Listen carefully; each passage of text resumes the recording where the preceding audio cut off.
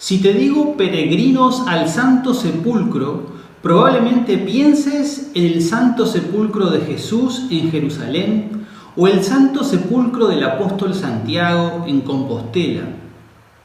¿Qué dirías si te digo que estos santos sepulcros cristianos están inspirados en Egipto?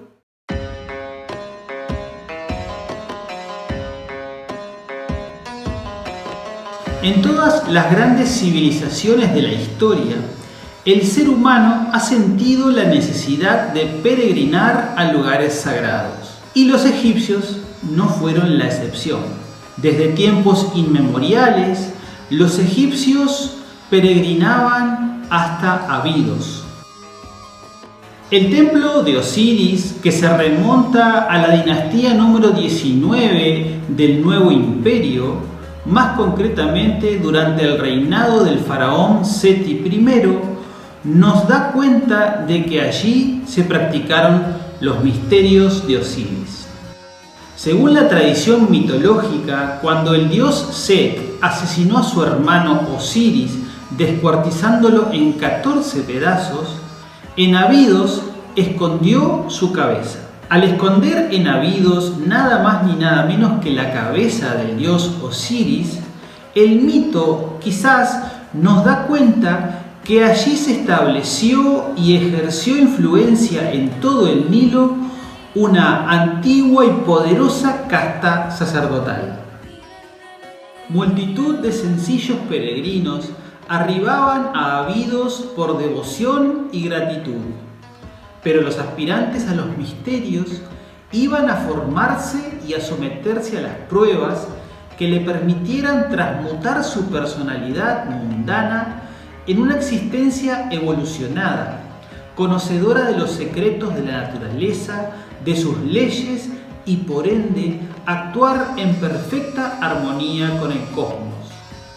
Dicho proceso formativo se denominó iniciación. En Abidos hay registros del culto al Santo Sepulcro desde el período predinástico, pero en el Imperio Nuevo, luego de la herejía del faraón Akenatón, fue necesario reactualizar el culto a las deidades ancestrales. Por eso, el faraón Seti I reconstruyó el gran templo de Osiris.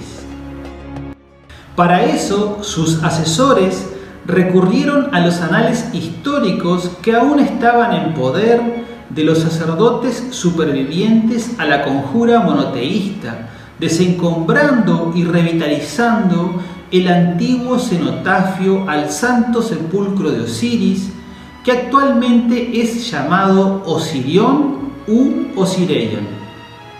Existen indicios que hacen pensar que el Osirión, descubierto en 1902, es un templo anterior al reconstruido por Seti I, aunque se supone que este faraón lo reutilizó y lo actualizó. Uno de esos vestigios es la orientación de ambos templos. Quizá la orientación del templo de Seti estuvo condicionada por el eje principal del Osirión. De ahí es que ambos recintos tengan el mismo eje y sobre todo que el templo de Seti tenga la peculiaridad de tener una planta en L, inusual en los templos ceremoniales egipcios. Esta planta en L nos hace pensar que quizás este templo fue construido sobre los vestigios de un templo anterior y que al momento de actualizar el culto osiríaco se tuvo que disponer de alas de servicio y de elaboración de ofrendas y sacrificios que no encajaban detrás de los santuarios, pues se topaban con el cenotafio llamado Osirión.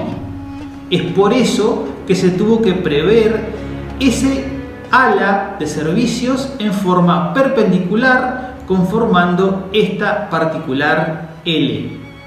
Si bien el templo de Seti cuenta con espacios tradicionales del ritual egipcio, Es cierto que su organización difiere del resto.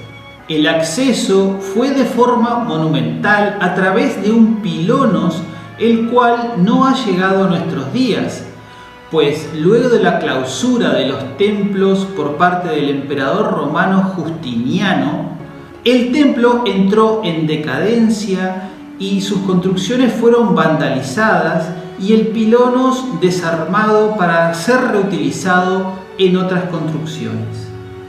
Una vez que se traspasaba el pilonos, se accedía al recinto sagrado, a un patio abierto, amurallado, el cual servía para ceremonias con el pueblo. Traspasándolo, se accedía a un segundo patio. Hasta aquí llegaba el pueblo laico. Al fondo, aún hoy se pueden apreciar las líneas generales de la segunda galería de 12 columnas de sección cuadrada.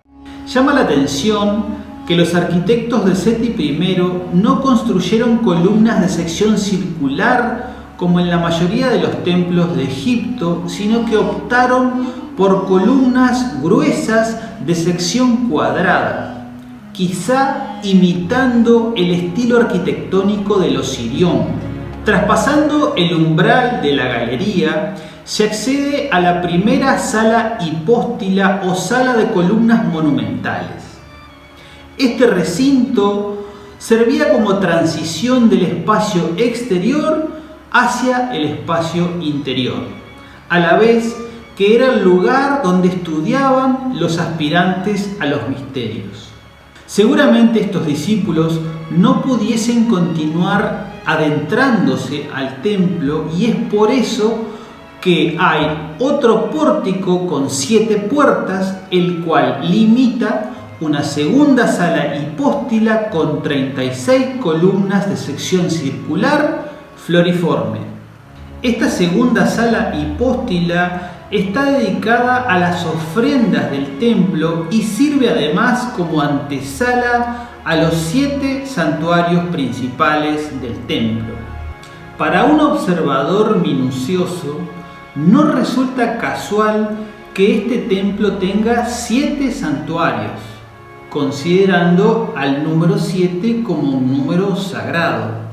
Cada uno de estos santuarios estaba dedicado a una deidad específica y tenía una forma rectangular de doble cuadrado, con techo abovedado, y en el fondo, en el ábside, había unas puertas falsas, excepto en el quinto santuario. El quinto estaba dedicado al dios Osiris. Esta capilla tenía realmente una puerta que conducía a lo más profundo del ceremonial de Osiris. Estos 7 santuarios constituían el corazón vital del mayor santuario de peregrinación que había en el antiguo Egipto. Este análisis al templo de Osiris quedaría incompleto si no analizara el cenotafio denominado Osirión u Osireion. Era en este espacio precisamente cuando el discípulo era sometido a las pruebas que lo llevasen a su iniciación.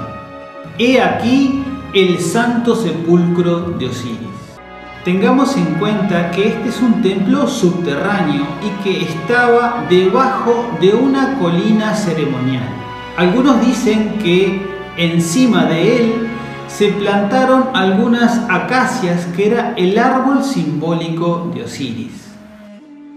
Este cenotafio también tiene una planta en L, ya que su acceso se da por un largo corredor. La puerta de acceso a este corredor está extramuros del complejo de templos. La razón quizás sea porque aquel que está dispuesto a ser iniciado tiene que también estar dispuesto a renunciar al mundo, a renunciar a las pasiones, y es por eso que tiene que salir a la intemperie, tiene que salir al mundo exterior, al mundo profano, para entrar al santuario. Al final de este largo pasillo se encuentra una antesala rectangular que seguramente estaba dedicada a los preámbulos de las pruebas. En el Osirión seguramente el discípulo era puesto a prueba. Una vez advertido de los peligros que iba a correr su vida física, se internaba en un segundo pasillo perpendicular. Al final del mismo hay una sala muy larga pero poco profunda. Siguiendo por el mismo eje del templo, se accede a un pequeñísimo pasillo para encontrarse ante el abismo. Efectivamente, la nave principal del templo es una isla que se encuentra rodeada por agua sagrada.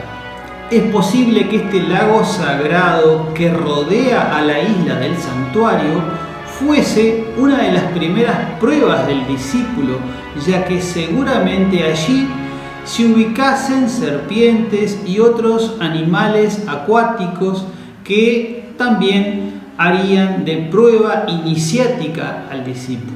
Si el discípulo superaba la prueba, llegaba nadando a la isla.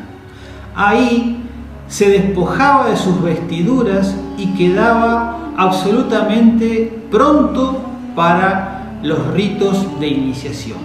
No creo que sea casual que a ambos lados de la nave principal del Osirión se encuentren 12 nichos que estaban dedicados a las pruebas iniciáticas. 12 como las 12 columnas de la primera galería, 12 como las 12 columnas de la segunda galería, 24 como las de la primera sala hipóstila y 36 como las de la segunda sala hipóstila. El número 12 se repite una y otra vez. Seguramente esto tendrá un significado astrológico. Una vez superadas las primeras pruebas y ya en la isla, el discípulo está dispuesto a su muerte iniciática. Aún hoy hay dos cavidades en el pavimento, una rectangular y la otra cuadrada. Seguramente en una de ellas habría un sarcófago similar al que podemos encontrar en la cámara del rey de la Gran Pirámide, en el cual el discípulo se ubicaba y entraba en profunda meditación de éxtasis. Seguramente el discípulo entrase en este sarcófago al igual que lo hizo el dios Osiris cuando su hermano le regaló un sarcófago para después cerrarle la tapa con plomo y arrojarlo al Nilo.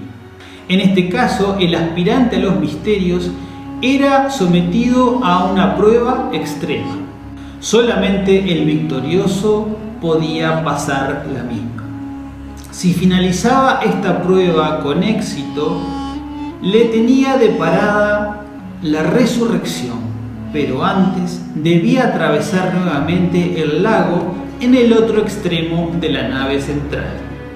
Una vez finalizadas las pruebas, el iniciado ingresaba al Santo Sepulcro de Osiris, una cámara transversal con techo de 2 aguas de losas de piedra, donde comulgaba con el dios de la resurrección.